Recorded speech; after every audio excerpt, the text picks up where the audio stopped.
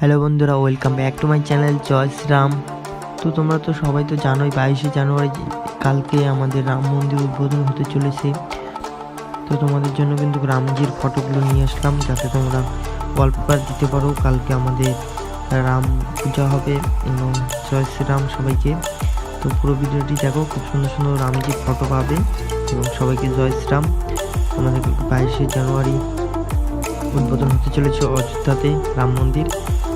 500 বছর পর অপেক্ষা করার পর ফাইনালি কিন্তু এটা হতে চলেছে। খুব সুন্দর পর কিন্তু আমাদের রাম জয় শ্রীরামের ফটোগুলো দেখতে পারবো এখানে।